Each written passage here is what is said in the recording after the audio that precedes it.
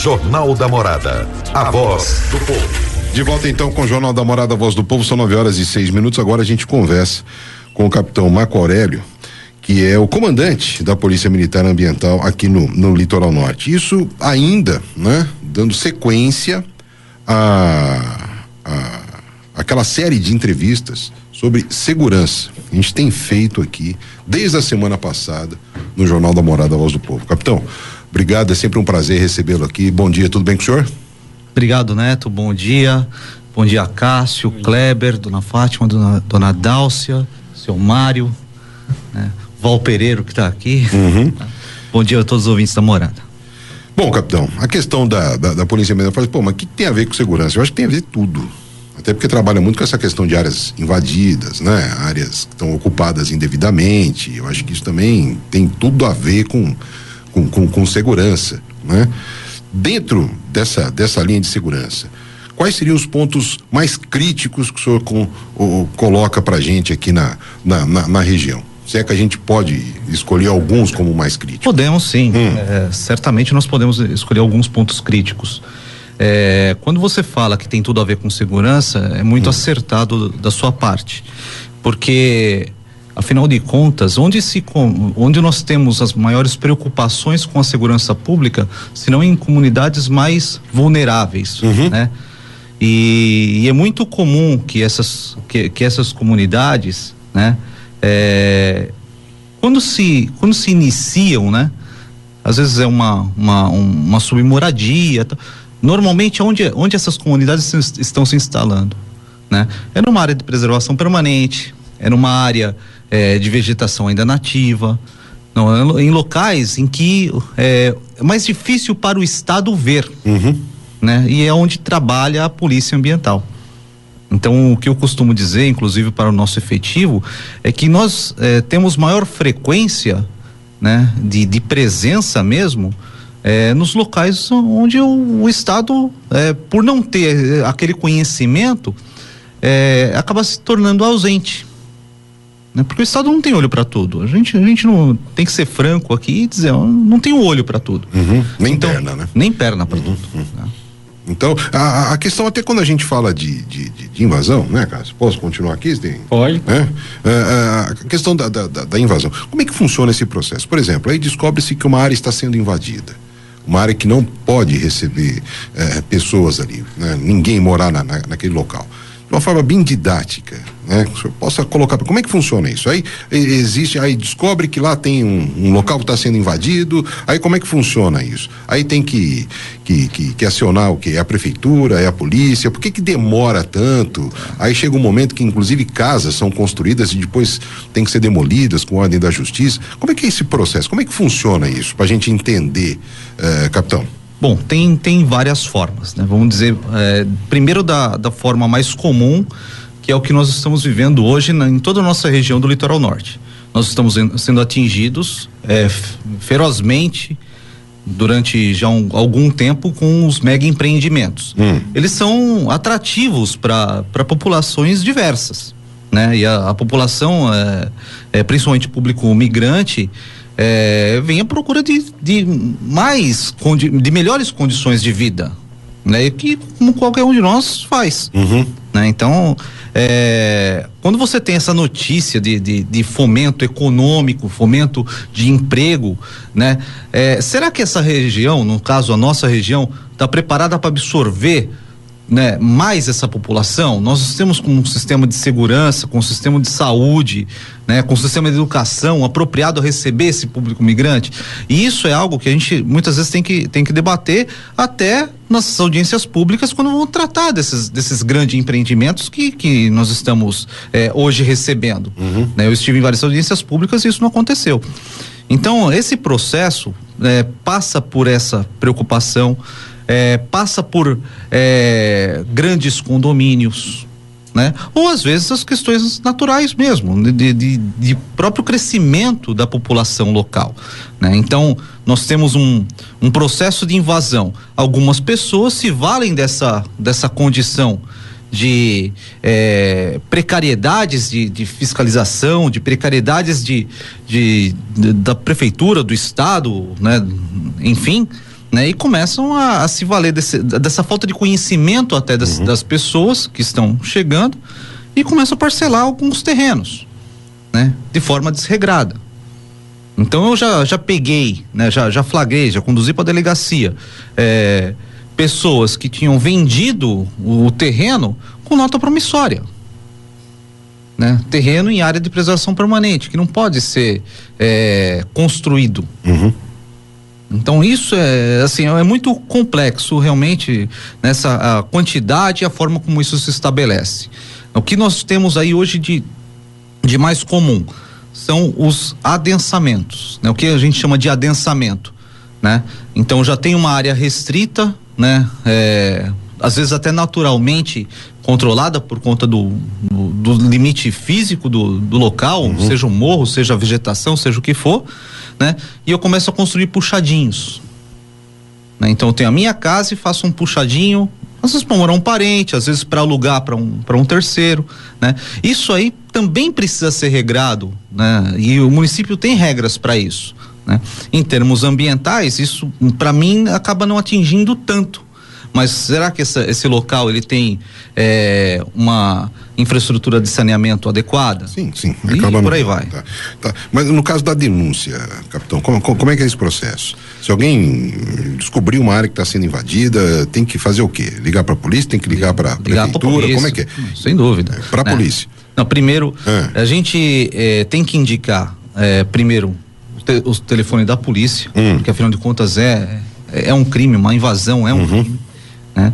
Seja ele um crime ambiental, seja um crime urbanístico, seja uma infração administrativa, e tudo isso vai ser levantado através dos registros policiais ou de fiscalização administrativa. Tá? Então, qual que é o maior problema nosso nesse sentido? Que muitos locais onde esse crescimento desordenado está se estabelecendo, às vezes até por fomento de algumas pessoas, né? Pessoas até ligadas ao poder público, né? A pessoa sabe da irregularidade e sabe da clandestinidade e quer continuar, né? Ela quer se estabelecer, ela quer o seu terreninho, quer a sua área, mesmo que o município ainda não tenha regrado isso, né? Que é o tal do parcelamento de solo irregular. Bom, então é um caso de polícia. Sempre caso de polícia, começa com. E é 190 mesmo? 190 é o grande número da polícia. Se ligar no 190 vai chegar para nós de alguma maneira, né? Tem os telefones dos pelotões de polícia ambiental aqui da região que são conhecidos, a gente pode até repassá-los mais ao final da entrevista, né? Mas vamos dizer assim, o nosso grande pronto-socorro, né, da polícia militar como um todo é 190. Ok. Bom, se você tá ligando o rádio agora, a gente está conversando aqui com o capitão Marco Aurélio, que é o comandante da Polícia Ambiental aqui do Litoral Norte, e depois essa entrevista toda ela será colocada na minha página lá, Radialista Ângelo Neto, ok? Então depois você pode acompanhar na íntegra a entrevista, caso você esteja chegando agora. Se esse for o caso, seja sempre bem-vindo aqui. Então, Acácio, pode... Capitão, quais os pontos mais críticos hoje em relação a essas ocupações ilegais, né? Fala-se muito Costa Sul de São Sebastião e também Ilhabela. Seriam essas duas regiões realmente que mais preocupam a Polícia Ambiental? Olha, nós podemos citar bairros preocupantes em todos os municípios, tá? Costa Sul de São Sebastião é uma preocupação a mais, nós tivemos nos últimos 2 anos uma intensificação de degradações ambientais visando a exploração clandestina, né? Visando realmente a invasão de uma maneira geral. Então nós tivemos realmente alguns desmatamentos que visavam justamente o parcelamento irregular de solo, né? Eu poderia citar o último que eu estive na semana passada lá na região do Sítio Velho, na Costa Sul de São Sebastião. Mas nós temos sim preocupações em Ilhabela, né? Nós temos preocupações em Caraguatatuba. Caraguatatuba teve um trabalho, tem ainda, né? Um trabalho muito bacana através da atividade delegada, foi uma iniciativa da prefeitura de Caraguá. Então nós tivemos policiais com atividade delegada ambiental, então isso aumentou a nossa frequência, principalmente nesses locais mais preocupantes. Então, regiões como o Golfinho, que estavam francamente em expansão de forma desordenada, com difícil fiscalização, conseguiu ser contida por conta de uma maior ação de presença, tá? Mas também nós temos preocupações em Ubatuba, então isso é frequente na nossa região. O senhor acha que muito do que tem aí hoje é passível de regularização ou não? Numa visão ampla, né? Acontece. Talvez até o ideal fosse uma nova ver as leis que regulamentam a ocupação do solo, né? Até sob um novo ponto de vista, né? Rever essas leis em algum momento, mas assim, de uma forma geral, o senhor acha que muitos desses pontos hoje são passíveis de regularização ou não? Olha, passíveis de regularização são, só não são fáceis. Sim, porque quando você tem uma propriedade certa, é comum você fazer o comércio, né, da propriedade. Afinal de contas, você tem a possibilidade, né, do dever até constitucional, né, do comércio, né? A propriedade, ela tem que exercer a sua chamada função social. Entre as funções sociais da propriedade está você usar, fruir e dispor, né? Mas isso você tem que ter certamente quem é o dono. E isso muitas vezes não acontece quando você tem a posse. Né? Mesmo a chamada posse pacífica, ela exige um caminho a ser percorrido para que ninguém seja lesado. Então, com aquela o grande crivo que nós temos, né, para uma análise, por exemplo, para comprar um terreno, né? Eu já vi o Neto fornecendo essas informações algumas vezes na rádio. Se você vai comprar um carro e o carro está muito abaixo do valor de tabela, não tem que desconfiar? Não tem almoço grátis, né? Então, não dá pra... Com o terreno é a mesma coisa, né? Aliás, com qualquer coisa é a mesma coisa. Você se está realmente com um valor abaixo daquele esperado, muito abaixo do esperado, desconfie, né? Um terreno é caro, né? Principalmente na nossa região. Os terrenos da nossa região são caros, né? Por conta da nosso potencial político, do nosso potencial turístico. Então tem que usar esse crivo de segurança. Ô, capitão, dá pra gente identificar quem são essas pessoas que incentivam essa ocupação desordenada? São quadrilhas especializadas? São políticos? Tem gente condenada? Tem. Não, tem de tudo. Né? Nós temos que lembrar que quando a gente fala dessas invasões, desse comércio irregular de terrenos, né? Nós estamos falando tanto do poder aquisitivo mais baixo como do mais alto, né? São as especulações imobiliárias de uma maneira geral. Né? Então, tem terreno de alto poder aquisitivo, né, que está sendo comercializado irregularmente? Tem, né? Mas tem de baixo também.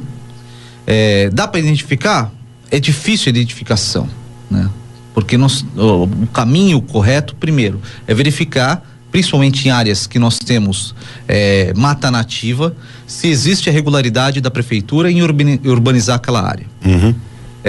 O comércio regular de um terreno, ele tem que passar obrigatoriamente por uma infraestrutura urbana básica, ou seja, o acesso à água, o acesso à luz de forma regular. Né? Se tiver de forma irregular, é uma captação clandestina de água, é o gato de energia elétrica, com certeza aquela região está sendo comercializada irregularmente. Capitão, a questão de segurança, como a gente tem tratado aqui propriamente dito, nesses locais existe muita incidência de bandidos? É comum em todo lugar, mais sensibilizado, né? Vamos dizer, entender essa sensibilidade quanto à vulnerabilidade. Então é comum uma frequência de meliantes. Tá? Não é exclusivista, afinal de contas, a grande maioria, né, principalmente nessas comunidades, é de pessoal trabalhador, como sempre, né? Mas é comum, sim. Por quê? Por causa da dificuldade de acesso muitas vezes. E me dá muita impressão, o senhor me corrige se for o caso, que nessas comunidades mais vulneráveis, essas pessoas de bem sucumbem mais ainda, né, com relação aos bandidos. Parece que eles agem de uma forma até mais mais descarada, mais aberta em relação à comunidade. Quer dizer, a comunidade está sempre pressionada, sempre amedrontada por conta desses bandidos. Essa impressão existe ou é só uma impressão mesmo? Não é assim que funciona? Eu não sei se eu seria a pessoa mais adequada para responder isso. Acho que nós tivemos entrevistados aqui durante a semana passada que tinham mais capacidade do que eu para responder essa pergunta. Mas o que eu posso dizer é o seguinte: são locais que o acesso é realmente dificultado, a comunicação muitas vezes é dificultada. Então, se você parar do lado de uma viatura da Polícia Militar e ficar ouvindo o rádio, você vai ouvir durante o turno de serviço, durante muito tempo, a maior quantidade de chamadas do tal Charlie 04, né? Que é a sigla que nós utilizamos para desinteligência. Tá. Briga de vizinho, som alto, né? Briga de marido e mulher, que são normalmente problemas sociais, não exatamente que tem que ter a participação da polícia, mas a polícia ela tem que ser chamada porque isso pode realmente se agravar, e normalmente ela é chamada e vai atender, né? Isso tá empenhando a viatura, né, para esse atendimento, que poderia estar fazendo uma ação preventiva em locais onde são necessários por crimes mais graves. Porque não é tão fácil assim você identificar quem é o traficante, quem é o meliante de uma maneira geral. Isso não é escrito na testa de ninguém. Né? Você prender a pessoa em flagrante, não é exatamente fácil. Além disso, quando você prende, vai levar para delegacia, vai perder um bom tempo na delegacia, né? Porque tem que fazer uma instrução bem feita, uma instrução criminal, você está tirando a liberdade de uma pessoa. Ok. Bom, então são 9h23 para a gente encerrar. Deixar o capitão na berlinda. Vamos lá, capitão. Vamos lá. O senhor é a favor da verticalização para tentar solucionar essa questão da ocupação desordenada ou não, capitão? Eu entendo que até a verticalização é possível, desde que seja adequadamente pensada, trabalhada. Nós temos que atender àquilo que a população espera, não é aquilo que a gente acha, né? Em alguns locais é possível a verticalização, de forma comedida eu entendo que sim, né? Eu, pessoalmente, eu defendo muito mais que nós tenhamos um acesso melhor dentro desses mega empreendimentos que nós estamos sofrendo na região, né, direcionando parte desses recursos, seja através dos tributos, seja através de alguma coisa para fiscalização, porque quem mais terá condições de conter os avanços desordenados, né, eu sou muito mais a favor disso do que uma verticalização. É isso que eu defendo. Ok. Bom, então tá aí, são 9h24. Só uma manifestação aqui, capitão. Olha, bom dia, gostaria de saber do senhor, por que não voltar aqui na escola Cíntia Cliquet, aquele trabalho com os alunos sobre meio ambiente e as demais palestras, pois era muito bom esse trabalho, né? E até mesmo as crianças ficavam ansiosas por querer aprender. Aí ela faz uma sugestão, vamos tentar, né? Pedindo ao capitão Marco Aurélio, né, uma reunião com as escolas e comunidades e voltar ao projeto. É a Gilda da Enseada, capitão. Tá. Bom, agradeço a pergunta da Gilda. O trabalho de educação ambiental, ele é feito, mas é um trabalho oneroso para nós, né? E obviamente alguma demanda nossa tem que ser represada para a gente continuar as atividades de educação ambiental.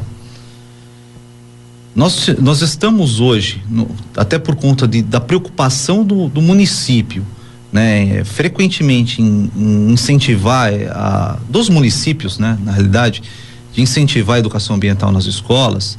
Então, esse tipo de trabalho foi retirado, né, não exatamente por forças nossas, mas para dar atendimento a outras demandas. A Polícia Militar Ambiental, ela está passando por uma nova fase de desenvolvimento, com investimentos em tecnologias. Não sei se o Acácio Neto, o Kleber, alguém conseguiu ver, mas a gente tá com um helicóptero na região, sobrevoou anteontem e ontem a nossa região. Eu até ia perguntar se tem então alguma operação em andamento. Então, esses sobrevoos agora são mais frequentes. Essa aeronave é uma aeronave nossa, é o Águia 32, uma aeronave moderna, né? É a primeira, até onde eu sei, a primeira aeronave biturbinada da Polícia Militar. É Augusta, né? É uma Augusta, né? E ele está fazendo sobrevoos frequentes, principalmente com essas preocupações, né, de crescimento desordenado e as invasões da área de parque estadual, que são as unidades de conservação. Então a fase que a Polícia Militar, que a Polícia Ambiental está vivendo hoje é essa de modernização, principalmente com os incentivos do Programa Litoral Sustentável. Então nós teremos pontos de monitoramento, né? Teremos monitoramentos por satélite, por câmeras, né? Então realmente essa é a forma que a gente está tentando suprir muitas vezes o nosso déficit de pessoal. Tá, mas isso aí realmente está acontecendo hoje, né? E afeta de alguma maneira algumas atividades, como por exemplo a educação ambiental. Por que a gente deixou de lado, vamos falar assim, deixou esperando? Nós tivemos um programa muito intenso em alguns locais, mas a gente não estava conseguindo atender todo mundo. Então isso se tornava meio injusto. Bom, olha, 9h27, infelizmente o nosso tempo está comprometido. Eu estou vendo aqui que tem uma série de mensagens chegando, aquelas que não foram colocadas aqui ou respondidas na conversa, né? Vamos encaminhar pro capitão e depois a gente traz no Fala Ouvinte. O que foi, cara? Você tá sorrindo aí? Não, a Silvana faz uma pergunta interessante. O Jundu. É Jundu ou não, capitão? Já teve alguma ocorrência na Praia Deserta? Chamaram a Polícia Ambiental? Já. Alguém já se perdeu naquele local lá? Se perder ainda não. Capitão, de uma forma, claro que não quero colocar o senhor aqui numa berlinda também, né? Mas já que o senhor tá aqui, né? Vamos aproveitar, né? Então, aquilo é Jundu?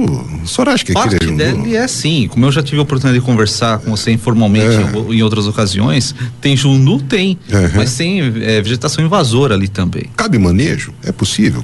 O senhor acha que isso é possível? Eu acho que se eu fosse lá bater na porta da justiça, falou, o promotor, o senhor não autoriza? Não é o promotor. Não é o promotor que autoriza isso. Né? O que nós temos que lembrar é o seguinte: existe um processo chamado licenciamento ambiental.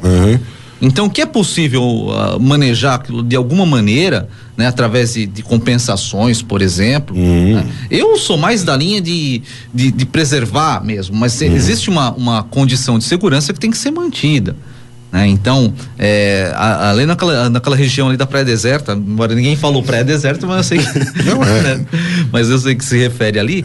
Então, que nós temos Jundu ali, nós temos Jundu, e que pode sim ser manejado desde que seja feito o processo correto de licenciamento ambiental. Né? Isso envolve compensação, isso envolve algum investimento de alguma maneira. Mas que é possível, é possível. Que é possível, sim. Com vontade, tudo, né? Quase tudo, né, capitão? Capitão, mais uma vez, muito obrigado. Né? As mensagens depois a gente encaminha pro senhor, né? O senhor faz o favor de responder, a gente traz aqui no Fala Ouvinte. É sempre um prazer recebê-lo aqui no Jornal da Morada, Voz do Povo. Bom, Neto, eu que agradeço a oportunidade da nossa conversa. É sempre muito gostoso participar aqui da Rádio Morada. Deixar um especial agradecimento para o Tenente Pellegrini, que comanda aqui a região de São Sebastião e Ilhabela. Encontrei com ele ontem, inclusive. Ele e a família toda. Então, é uma pessoa espetacular, né? E também pro Tenente Stanich, que comanda hoje atualmente Caraguatatuba e Ubatuba, né? Hoje, inclusive, ele está acompanhando o Coronel Simanovic, que é o nosso comandante de batalhão, né? Para que todos saibam, o nosso batalhão de Polícia Ambiental, ele é responsável por todo o Vale do Ribeira, Vale do Paraíba e todo o litoral paulista. E o nosso comandante está na região, está fazendo a trilha lá do Corcovado, lá de Cunha para Ubatuba, né? E o Tenente Pellegrini está acompanhando, então infelizmente não estão nos ouvindo, né? Mas nós temos um comando de batalhão e tenentes muito abnegados aí que estão sempre frequentes nesse tipo de atividade. Então eu deixo um agradecimento especial para eles, né? E para toda a população de uma maneira geral, porque afinal de contas, se nós, como eu falei no início, nós não temos olhos para tudo, né? Então os nossos olhos são a população. Capitão, o senhor disse que além do 190 teria outras formas de contato. Vamos aproveitar rapidinho, então, além do 190, até pedir pro pessoal depois colocar um GC também no vídeo, para facilitar a identificação, né, para as pessoas que forem assistir a matéria lá na minha página também poderem entrar em contato com a polícia. Então, além do 190, quais os... Bom, eu vou colocar somente o telefone da companhia em Caraguatatuba, porque de lá nós distribuímos para os outros pelotões, até por uma questão de celeridade. É o 3882 2499. 3882-2499. Ou 3882-3688. 3688. Mas nós temos os telefones também dos pelotões. Ok. Capitão, mais uma vez, obrigado, bom dia, bom final de semana pro senhor, até a próxima. Jornal da Morada, a voz do povo.